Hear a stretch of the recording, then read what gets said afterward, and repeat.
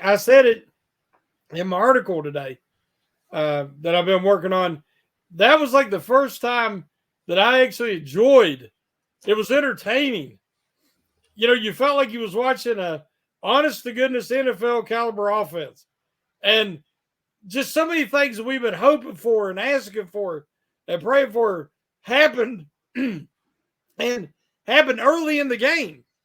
And then not only did they do it once or twice, which they've done it multiple times throughout the game. Pat Freiermuth went from being missing in action to having a 100-yard game. So it was a thing of beauty. There probably is still a tear in my eye. I thought about you on the first play there, Shannon. I saw the they go to the tight end over the middle. And I was like, somewhere out there in West Virginia, Shannon White is smiling. Yeah. And I know, and there's some sunshine going on there. Yeah, no, right off the bat, I felt that the game was different. The game plan was different. The confidence, the physicality. Mm-hmm. Last week against the Browns, one of the things that I said that I felt like was one of the reasons why they lost that game, the Pittsburgh Steelers, is that they weren't physical enough. It felt like they were defeated. They felt like, they were like just, half going out there. You know what I'm saying? Yep. And this game here, they seem rejuvenated. And as the game progressed, it felt like they kept getting better and better, or getting a little bit more confident and more confident. Obviously they need to ring the bell, as the announcer said it on the broadcast there, get it into the end zone. But I felt like this was probably Kenny Pickett's best game, as a starter or as a Steeler, for 4 quarters. I don't think we've seen, him play 4 quarters. This was the first time I felt like this was a 4-quarter game. This was the first time I felt like we were watching an offensive caliber team. I was excited. I was surprised. I was pleasantly surprised. I didn't think that the turnaround was going to be that big. Kenny Pickett, 24 for 33, 278 yards. What did you think about his performance? And, was it what you expected? Did you expect such a big turnaround? I went into the game hoping to see things, as I said, that we haven't been seen. Mm-hmm. A focus on the middle of the field and the seams that have been ignored for years now. Using the tight end and actually playing off of what the defense is doing, not just doing that wasted motion where they were sending Robertson or Austin back and forth and nobody on defense would even react. And it wasn't revealing anything. It was just wasted motion. And this time they say, okay, this is the defense we're in. We're going to play accordingly. It was more fluidity to the offense. There is sequencing with play calling that is so important that the Steelers lack totally under Matt Canada.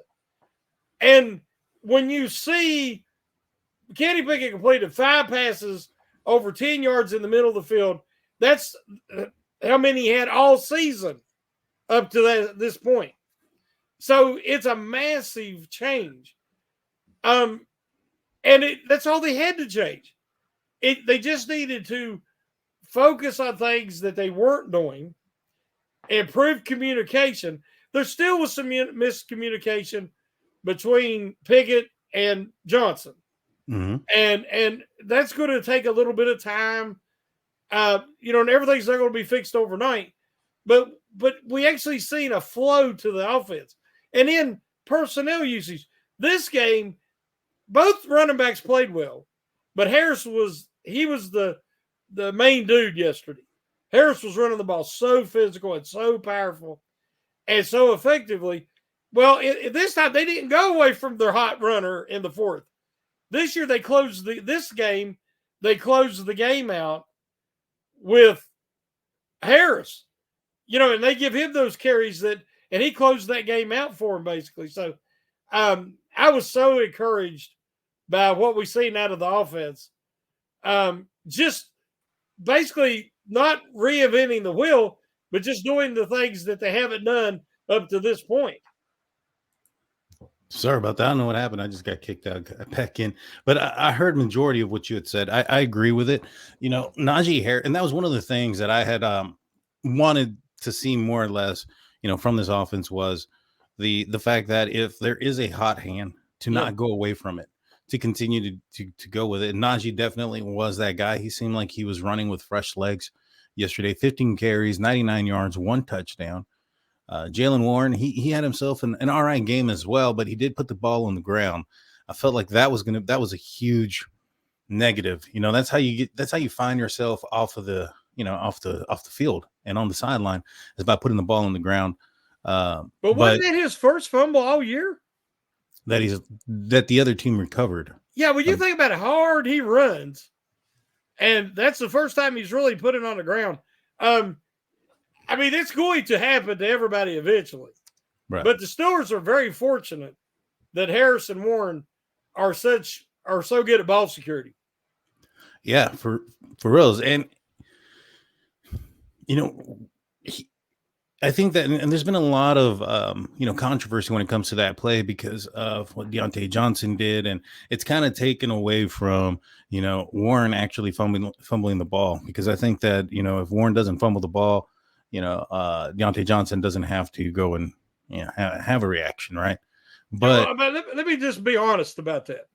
I wrote about it in the article today. Okay. Deontay Johnson was pounding. Plain and simple. He failed to complete the catch. Everybody knows that when you catch that ball, you've got to maintain control till you hit the ground. If it would have been Jamar Chase did that exact same play, we'd all be sitting there saying right now, he didn't maintain control when he hit the ground. Just because it's Deontay Johnson doesn't change the fact. There's no way with Tomlin's challenge history they were going to overturn the play call on the field. I just don't believe it. Now, he wanted him to challenge it. So when you watch his body language, he was just going half-hearted through the motions. Warren puts the ball down right next to him. And regardless if you think it's a dead ball or not, I thought it was a dead ball when it first happened. But regardless, you dive on the ball. Right. He would want Warren to dive on it if he fumbled. And he just stood there. Everybody reacted but him. Right. But again, that's just, I wrote about it in the article, and everybody will have to read the article, but that's who he is. That's who he's always been.